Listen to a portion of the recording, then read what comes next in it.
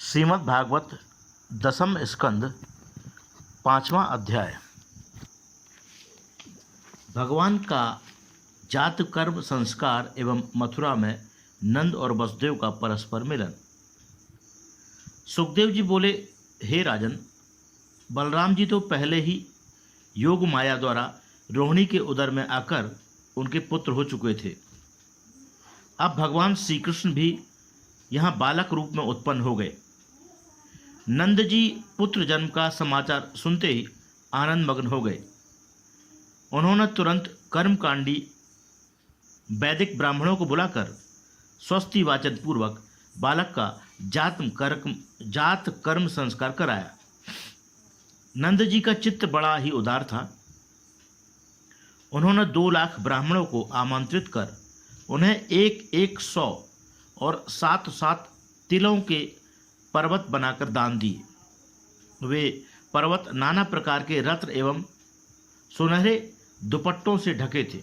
जैसे आत्मा जीवात्मा की शुद्धि आत्मविद्या आध्यात्म विचार से होती है, वैसे ही द्रव्यों की शुद्धि दान करने से होती है।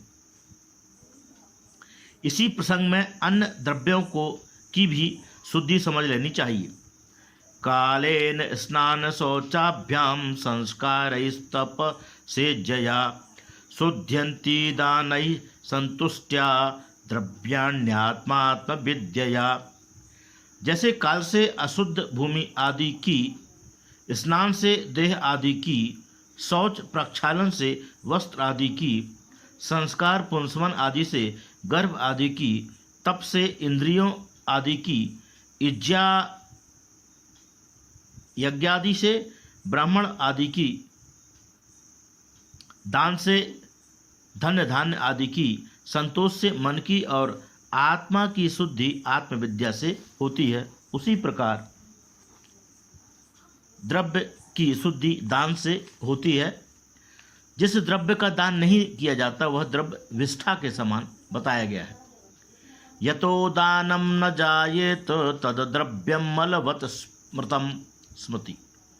जो दान नहीं करता वह पापी पुरुष नरक यातनाएं भोगकर जन्म जन्मांतर में दरिद्र होता है। व्यास जी ने कृपण और दाताओं को 2 श्रेणियों में विभक्त किया है। उनकी स्पष्ट घोषणा है, अदत्त दानादभवत् दरिद्रो दरिद्र भावात् प्रकरोति पापम पाप प्रभावान् नरकं प्रयाति पुनर्दरिद्रः पुनरेव पापी। दान न करने वाला मनुष्य दरिद्र होता है। दरिद्र होने से वह पाप करता है। पाप के कारण नरक में जाता है। इस प्रकार वह बार बार दरिद्र व पापी होता रहता है। सत्पात्र दानाच्च भवेत् धनाढ्यो धनाढ्य भावाच्च करोति पुण्यम पुण्य प्रभावात् त्रिदिवं प्रयाति पुनर्धनाढ्य पुनरेव दाता। सत्पात्र में दान करने वाला मनुष्य इस लोक में धनाढ्य होता है। धनाढ्य होने पर वह पुण्य करता है। पुण्य के प्रभाव से स्वर्ग में जाता है। वहाँ नाना प्रकार के दिव्य भोगों का उपभोग कर फिर धनाढ्य के घर में जन्म लेता है। इस प्रकार वह बराबर धनाढ्य व पुण्यात्मा होता रहता है। अतः प्रत्येक प्राणी को कुछ न कुछ थोड़ा बहुत यथाशक्ति दान अवश्य करना चाहिए। और कलयुग में तो विशेषकर दान की ही प्रधानता दी गई है। दानमेकम कलौ युगे। कुछ श्रीमदांध लोगों का स्वभाव है कि वे याचकों को देखते ही जल भुन जाते हैं। वे यह विचार नहीं कर पाते कि यह याचक बने कैसे। जो मनुष्य कभी दान नहीं करता वही याचक बन घर घर मारा मारा फिरता है। याद रखें, याचक मांगने नहीं आते। वे तो आपको भिक्षा देने आते हैं, शिक्षा देने आते हैं कि सबको प्रतिदिन यथाशक्ति दान करना चाहिए। जो दान नहीं करते उनकी गति ऐसी ही होती है। वे हमारी तरह इधर उधर एक एक दाने के लिए हाथ फैलाते फिरते हैं। याचका नैव याचन्ते बोधयन्ति गृहे गृहे दीयताम दीयताम नित्य मदातुर्गतिरीदृशी। नंद जी ने दिल खोलकर खूब श्रद्धा से दान किया। सभी जगह गोकुल में महोत्सव हो रहे थे। बंदीगणों ने स्तुति पाठ किया। ब्राह्मणों ने बालक को नाना प्रकार से आशीर्वाद दिए। गोकुल के चारों ओर गान वाद्य की ध्वनियाँ गूंज रही थी। स्वच्छ घरों, दरवाज़ों और सड़कों पर इत्र और केवड़े का जल छिड़काया गया और सभी स्थान ध्वजा, पताका, झंडी, बंधनवार आदि से अलंकृत किए गए। गऊ, साँड़, बछड़े एवं बछड़ियाँ हरिद्रा मिश्रित तैल से रंगे गए। हे राजन, गोपगण भी रंग बिरंगे आभूषण एवं पगड़ी जामा पहनकर बहुत सी भेंट हाथों में लिए नंद जी के राजभवन में जाने लगे। यशोदा के घर पुत्र का जन्म सुन गोपियाँ भी सुंदर श्रृंगार कर थालों में नाना प्रकार की वस्तुएं भरकर चल दी। कुछ स्थूल काय गोपियाँ जो पैरों से जल्दी नहीं चल सकती थी, वे मन से ही दौड़ लगा रही थी। नंद जी के भवन में पहुंचने पर सबने बालकों को चिरंजीवी कहकर आशीर्वाद दिए और नाना प्रकार के बाजे बजाकर मंगल गान किए। गोप लोग आनंद के आवेश में आकर परस्पर एक दूसरे के मुख में मक्खन का लेप करते, घी दूध की पिचकारियाँ छोड़ते, दही उछालने लगे। नंद जी के 9 भाइयों पर भी दूध दही की बौछारें पड़ने लगी।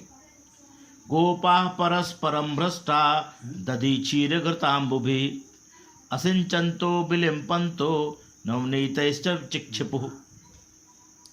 चारों ओर आनंद का समुद्र उमड़ पड़ा। कोई भी याचक वहाँ से विमुख नहीं जा पाता था। रोहिणी जी सुंदर श्रृंगार कर घूम घूम कर स्वयं सबकी देखरेख कर रही थी। जब से भगवान गोकुल में पधारे तभी से लक्ष्मी जी ने भी रिद्धि सिद्धि सहित बड़ी वहीं डेरा डाल दिया। गोकुल ही उनका क्रीड़ा भवन बन गया। हे राजन, एक दिन नंद जी कंस का वार्षिक कर देने मथुरा गए। यह समाचार सुनकर वसुदेव जी नंद जी से मिलने उनके डेरे पर गए। वसुदेव को देखते ही नंद जी ने उठकर बड़े प्रेम से उनसे भेंट की। वसुदेव ने कहा, भैया, आज बहुत दिनों में आपका दर्शन हुआ। इस ढलती अवस्था में आपके पुत्र होने से बड़ा ही आनंद हुआ। अच्छा, अब यह तो बताएं कि जिस वन में आप सपरिवार निवास करते हैं उस वन में कोई रोग तो नहीं लगा है? पशुओं को हितकारक सामग्री, घास, भूसा, जल आदि पूरी मात्रा में मिल रही है ना, या नहीं? नंद जी ने कहा, भैया वसुदेव, लाला की कृपा से सर्वत्र आनंद ही आनंद छाया है, कोई कष्ट नहीं। दुख तो केवल आपका है जो देखा नहीं जाता। क्या कहें, दुष्ट कंस ने आपके बहुत से पुत्र मार डाले। अंत में एक कन्या बची थी, उसे भी उसने नहीं छोड़ा। अच्छा, कोई चिंता न करें, यह सब भाग्य का खेल है, विधि का विधान कोई टाल नहीं सकता। वसुदेव जी ने कहा, मित्र, तुमने जो कुछ कहा वह सब ठीक ही है, इसमें संदेह नहीं, किंतु एक मेरी प्रार्थना है। अब तुमको शीघ्र ही यहाँ से चले जाना चाहिए। यहाँ अधिक दिनों तक रहना उचित न होगा, क्योंकि गोकुल में उत्पात हो रहे हैं और आगे भी होने की आशंका है। नेह स्थेयम बहुतिथम संतुत्पाताश्च गोकुले। हे राजन, वसुदेव जी के वचन सुनकर नंद जी ने बड़ा कहा, अच्छा भैया, मैं जाता हूँ। इतना कह वे तुरंत गाड़ी जोतकर गोकुल चल दिए और वसुदेव जी भी अपने स्थान पर लौट आए। श्रीमद् भागवत कथा साप्ताहिक के दसम स्कंद का 5वां अध्याय समाप्त।